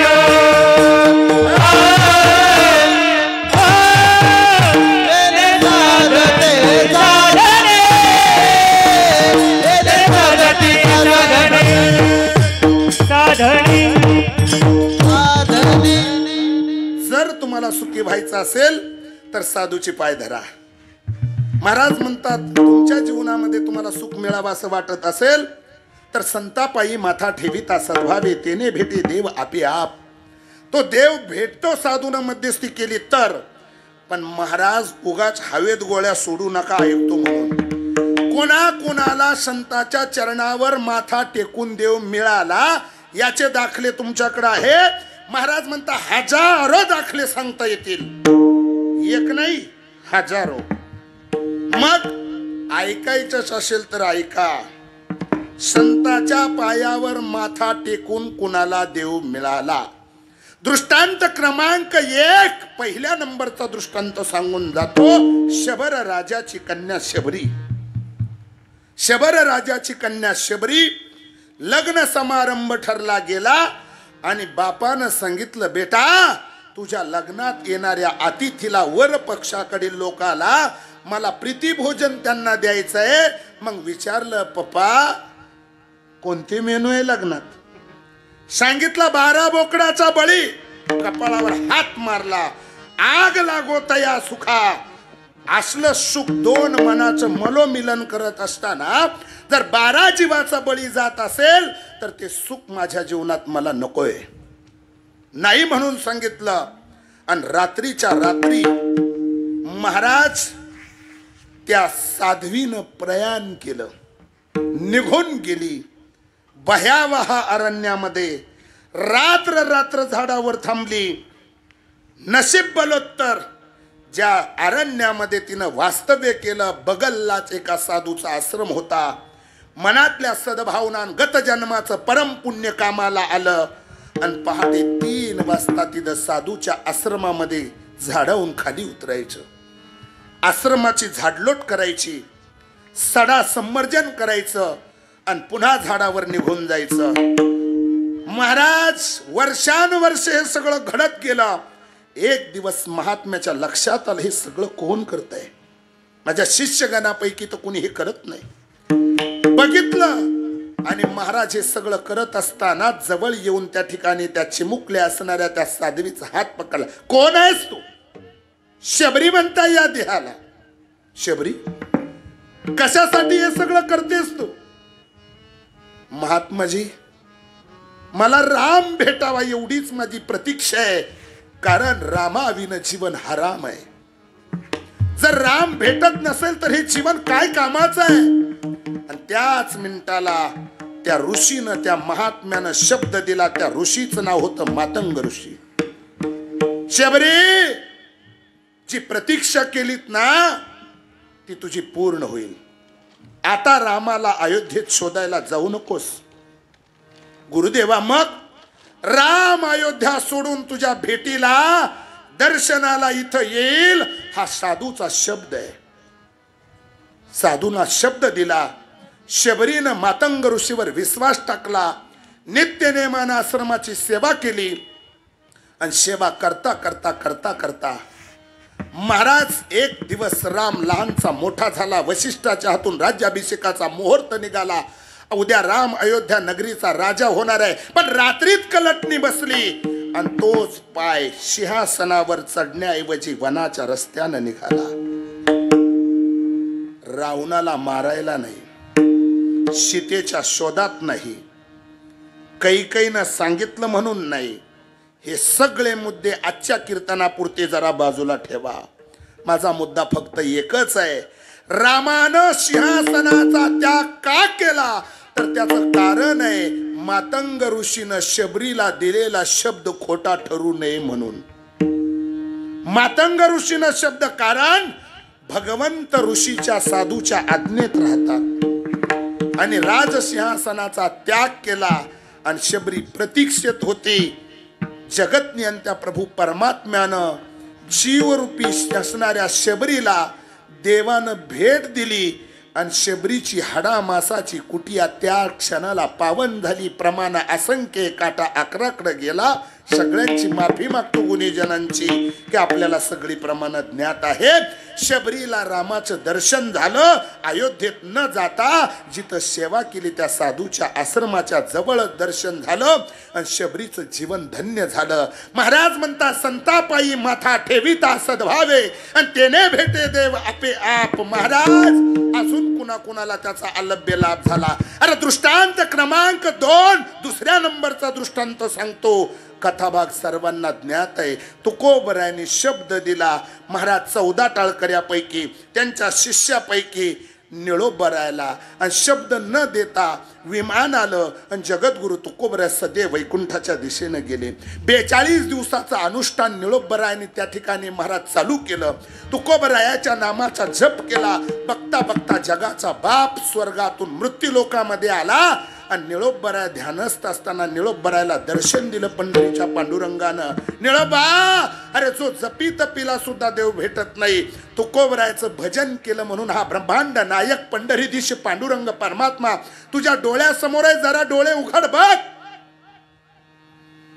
निळोबरायाने त्या ठिकाणी देवाला सांगितलं, प्रभू येथे तुझं लागे बोलावे कोणी, येथे तुझं लागे बोलावे कोणी, प्रार्थना वाचवणे आला सेवा, प्रार्थना वाचवणे आला सेवा. तुझं लागी येथे बोला बोलाविले कोणी. आणि प्रार्थल्या वाचून आलासी का, मी तुला नाही बोलवलं, तुक याचा धावा करीत असे. मी तुकोबरायाचा धावा केला आणि तुकोबरायानं दिलेला शब्द पाळायला जगाचा बाप आला. संतापायी माथा ठेविता सद्भावे आणि तेने भेटे देव आपे आप. चला अरे संत सज्जनांनी साधू संतावर भाग्यवंतानं विश्वास ठेवला आणि त्यांच्या जीवनामध्ये देव भेटला. यात काय शंका. राक्षसानं साधूच्या चरणावर विश्वास ठेवला, शब्दावर विश्वास ठेवला आणि त्यांच्याही जीवनाचं भलं झालं. फापट पसारा करून दृष्टांत चगळत बसणार नाही, पण जाता जाता सांगून जातो. कोण राक्षस? त्याचं नाव आहे रावण. रावण नावाचा राक्षस. तुम्ही म्हणाल कसं? महाराज रावणानं सीतेचं अपहरण केलं, त्यावेळेस कुंभकर्णानं सल्ला दिला, बिभीषणानं सल्ला दिला, सेनापतीनं सल्ला दिला. रावणा, दुसऱ्याच्या बायकोचं अपहरण करणं पाप असतं, सोडून दे त्या सीतेला, सोडून दे त्या सीतेला, असे सल्ले दिले. पण रावणानं कुणाकडे डोकून सुद्धा पाहिलं नाही. त्याच्या मनाला येईल तेच केलं. सुखद सल्ला महाराज स्वतःच्या धर्मपत्नीनं दिला. आणि धर्मपत्नी त्या ठिकाणी सांगते, तिचं नाव आहे मंदोदरी. त्या मंदोदरीनं सांगितलं, पतिदेवा,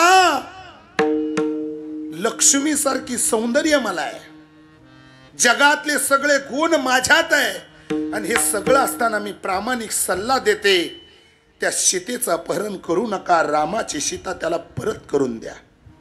त्यावेळेस दोघाचा गुह्य संवाद चालू असताना पती पत्नीचा रावण वसमरला. मला बोलायचंय तुमच्याशी.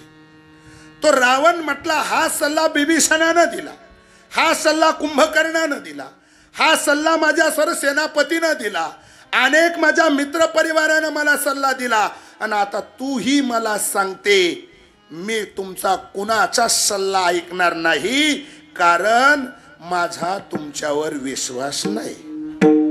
रावण बोलला. रावण म्हटला, माझा तुमच्यावर विश्वास नाही. मग मंदोदरीने विचारलं, तुमचा विश्वास तरी कुणावर आहे? तेव्हा त्या रावणानं सांगितलं, माझा विश्वास फक्त साधूवर आहे. हे रावण बोलतो. हे काही रावणांना माहित पाहिजे काय?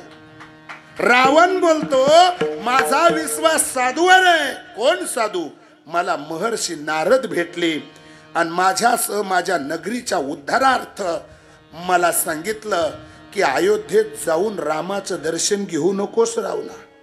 तुझ्या सकल कुलाचा उद्धार करून तुला सायोज्य नावाचा मोक्ष मिळावा असं जर वाटत असेल तर रामाच्या सीतेचं अपहरण कर. हाच विश्वास मी नारदावर ठेवला आणि ते अपहरण केलं आणि राम शेवटच्या क्षणाला माझ्या मृत्यू समयी अयोध्या सोडून नननीलाच्या हस्ते समुद्रावर सेतू बांधून माझ्या भेटीला आला आणि मला मांडीवर उचलून घेतलं, माझ्या नाभी कमलामध्ये बाण मारला आणि जाताना मला त्यानं सायोज्य नावाचा मोक्ष दिला. पटलं सल्ला मला फक्त नारदाचा, का मी राक्षस असून सुद्धा नारदाचा शब्द खरा ठरला. मला राम भेटायला आला. विठ्ठल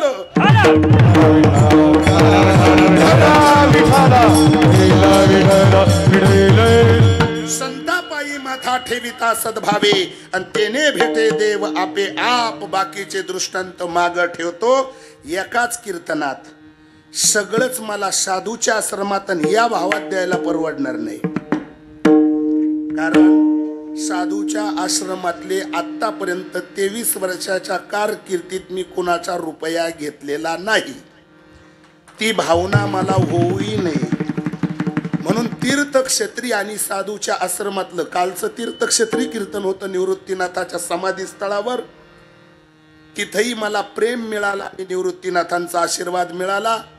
आज राष्ट्रसंत जनार्दन स्वामी महाराजांची कृपापात्र शिष्य आदरणीय गुरुवर्य स्वामींचा आशीर्वाद मला प्राप्त करून घेण्यासाठी तुमच्या पवित्र दर्शनाचा आलभ्य लाभ व्हावा म्हणून हे व्यासपीठ मला महाराजांनी खुलं करून दिलं. त्यावर संधीचं सोनं करताना 11:05 झाली. तुमचे चेहरे अजूनही फ्रेश आहेत. मी कीर्तन करत राहावं, तुम्ही मला घड्याळ दाखवणार नाही मला माहित आहे, पण मला परवडणार नाही म्हणून मी वेळेची मर्यादा ठेवतो. महाराज काय केलं पाहिजे?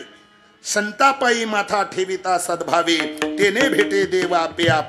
मग देव मिळाल्यानंतर अहम ब्रह्मास्मी, मी वासुदेव तत्वता ही वृत्ती, मी आणि देव वेगळा नाही, एकाची घोंगडी पांघरू हरी, आणि मी तू पण जाऊ दे दुरी. आता तुम्हाला देव पण प्राप्त जर झालं तर ते मला साधूमुळं झालं, ते नसते तर मी कुठून. त्यांच्यामुळं माझ्या जीवनामध्ये बदल झाला. आणि मग ही हिस्ट्री माणसानं कधीच विसरू नये. ही हिस्ट्री ही कधीच विसरू नये.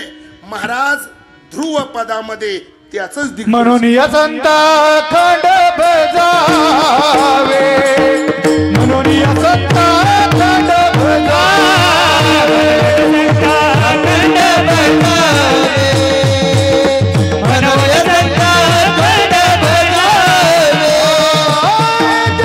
जय चरणी लीन सदा, जय चरणी वावे लीन सदा.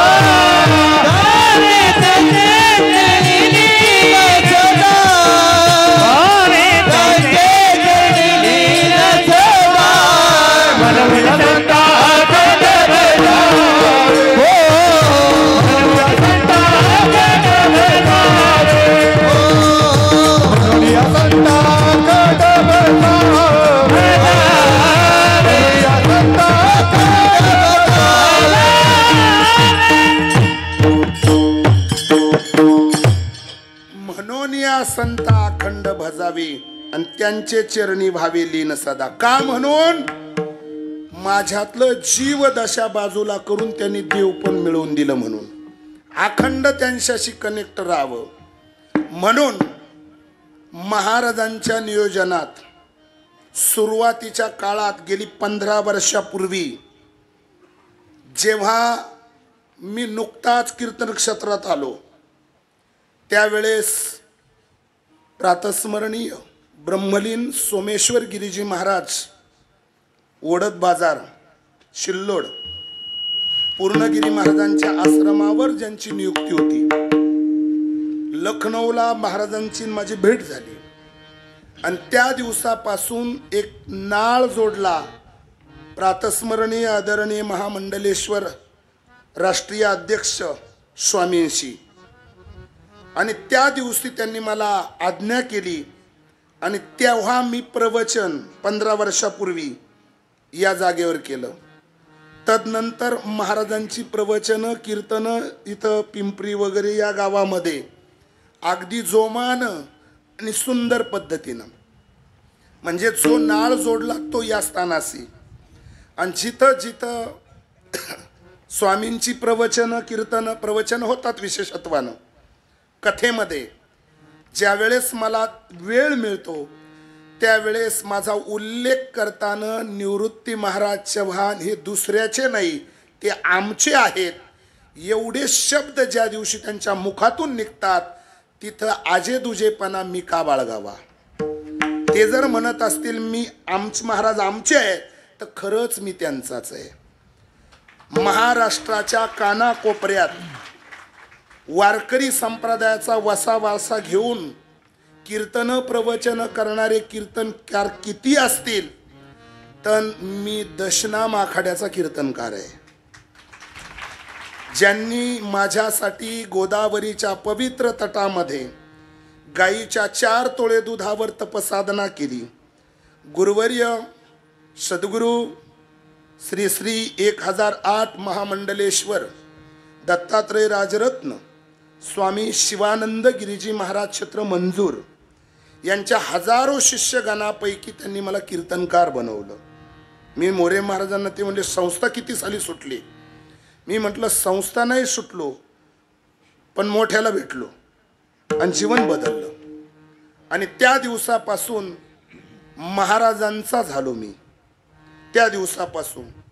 आणि आत्तापर्यंत बऱ्याच वेळेस त्यांनी माझ्याशी संबंध साधताना, जेव्हा आम्ही शिवरात्रीला महाशिवरात्रीला 7-8 दिवस मी असतो आश्रमात, याही वेळेस मागच्याही वेळेस स्वामींनी आता किती दिवस भगवन, किती दिवस लेकरा बाळा, आता किती दिवस हे कपडे, आता भगव्याकडे ओळ, पण काही ऐशी दशा येईल माझ्या अंगा, महाराजांनी दिलेल्या प्रमाणानुसार मला माहीत नाही, वाटतंय मनाला.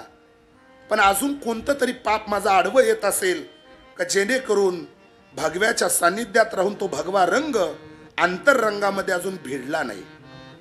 ती वेळ भगवान शिवाच्या आणि तुमच्या कृपा आशीर्वादातून कधी येईल मला माहित नाही. म्हणून महत्वाचा मुद्दा आहे, माझी जातीचे मज भेटो कोणी.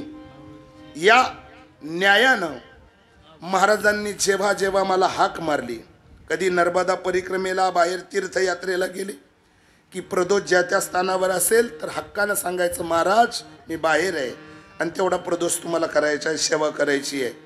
कुठल्याही प्रकारचे आडेवेडे न घेता त्यांच्या आशीर्वचनानंच महाराष्ट्राच्या कानाकोपऱ्यामध्ये अनेक लोकांच्या मनावर अधिराज्य केलं. ते माझ्या स्वतःच्या कर्तृत्वाने कार्यकुशलतेनं नाही, तर ती भगव्याची कृपा आहे. ही दशरा आखाड्याच्या या थोर सत्पुरुषांची कृपा आहे आणि त्या कृपेतून मी घडलो. म्हणून या संता अखंड भजावे आणि त्यांचे चरणी भावे लीन सदा. महाराज तुम्हीच भजलेत का? महाराज नामदेवराय म्हणता नाही. मग संताच्या जवळ देव सुद्धा येतो. तिसरं चरण साधुपाशी देव कामधंदा करी. साधुपाशी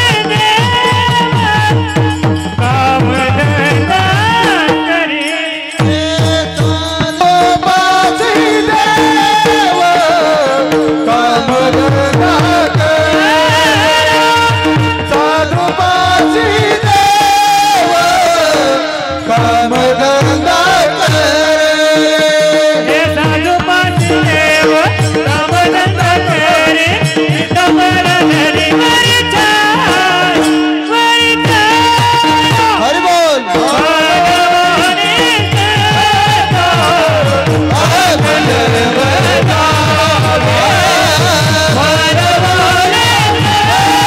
करी.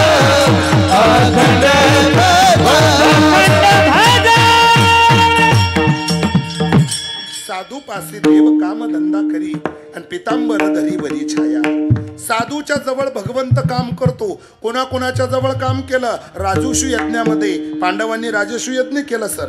त्यावेळेस भगवंतानं पतरवाळी उचलायचं काम केलं. एरवीप्रमाणे पाठायचो, खोबाची बहीण झाला सारंगधर, वैनी उघडादार हाका मारी. अनेक दृष्टांत जुन्या कीर्तनकारांनी आपल्या समोर ठेवले. चगळून टाइमपास करणार नाही, पण जाता जाता सांगून जाईल, साधूच्या जवळ काम करतो भगवंत. हो, कोण सांगत? निळोबरायचं प्रमाण घेऊ. दत्त चोपदारी बोला. चोपदारी करीत असे, हो दत्त चोपदारी करीत असे. दत्त चोपदारी करीत असे, हो दत्त चोपदारी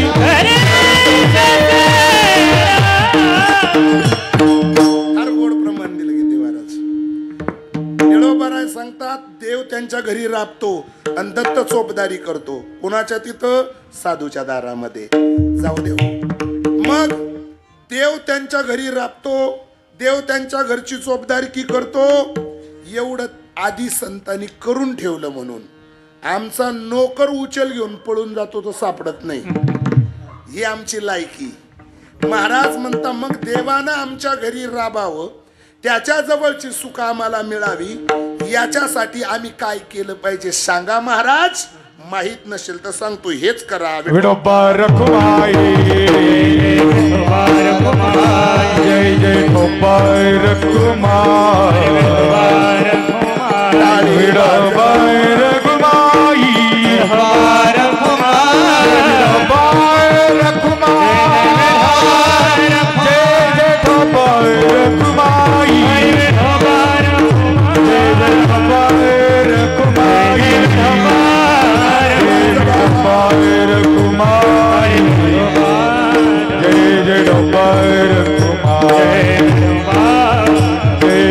Bye.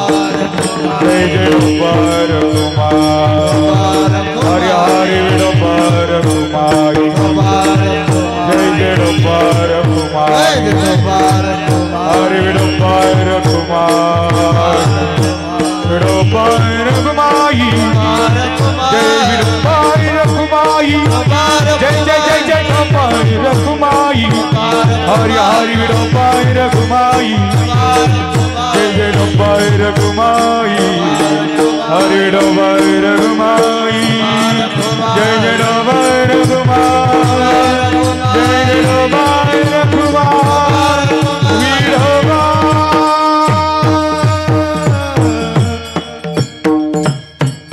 यथामती यथावकात धावत्या वेगात अभंगाचा सरळ शब्दाचा भाव तुमच्या समोर ठेवला.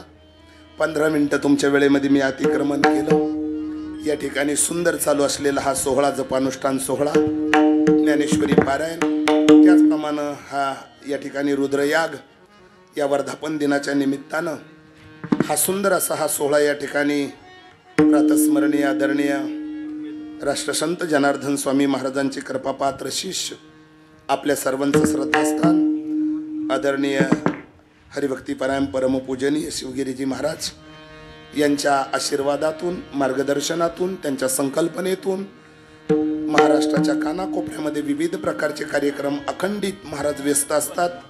आणि तरीही या स्थानावर प्रतिवर्षी मागच्याही वर्षी मला 20 मिनिटं 15-20 मिनिटं प्रवचनासाठी दिलीत. त्याच्या मागच्याही वर्षी प्रतिवर्षी महाराज या कार्यक्रमाला मला तरी विसरत नाही. हा माझ्या गत जन्माचा ठेवा आणि त्यातून थोडं थोडं थोडं थोडं हे पुण्य त्यांच्या आशीर्वादातून माझ्या वाट्याला मिळतं. महाराजांचा खरं तर एक जवळचा कीर्तनकार म्हणून, घरातला कीर्तनकार म्हणून, हक्काची जागा म्हणून महाराज हक्काने मला अखंड प्रेम देत राहावे, त्यांनी हाक मारावी आणि त्यांच्या हाकेला मला देवानं वेळ आणि दाद द्यावी, जेणेकरून मला या महात्म्याची सेवा करण्याची संधी कायमस्वरूपी प्राप्त होईल असा आशावाद या ठिकाणी राष्ट्रसंत जनार्दन स्वामी महाराजांच्या आणि भगवान भोलेनाथाच्या चरणी व्यक्त करतो. जाता जाता हा जो संबंध आहे हा एका जन्माचा नाही, मग हा मागच्या जन्माचा संबंध आहे, साधूचा आणि देवाचा आणि तुमचा आणि माझा. सगळी चित येत नाही, मग हे गतजन्माचे आहेत म्हणून ज्या त्या खांडातली ज्या त्याच खांडात जातात. ध्यानात ठेवा, आपण इकडच्याच खांडातली आहोत आणि तिकडं चालू. भगवान करो आता रस्ता चुकून अन्य ठिकाणी जाण्याची वेळ आमच्यावर येऊ देऊ नका. सद्गुरु तुमच्या चरणी विनंती. श्यामा मन देवा हिची सतसंग नाम मन देवा हिची सतसंग नम मने देवा इति संग नाम मने देवा इति संग नाम मन देवा हिची सतसंग नाम मन देवा हिची सतसंग नाम मने देवा इति संग नाम मने देवा इति संग आमा जीवला जय नमो जय आमा जीवला जन जनी मनोनी असा अखंड बनावे मनोनी असा अखंड बनावे आवाज जीवन गज मोजनी आवाज जीवन गज मोजनी धुनवणी संता अखंड बजावे मनवणी संता अखंड बजावे त्यागे चरणी भावे लीना सदा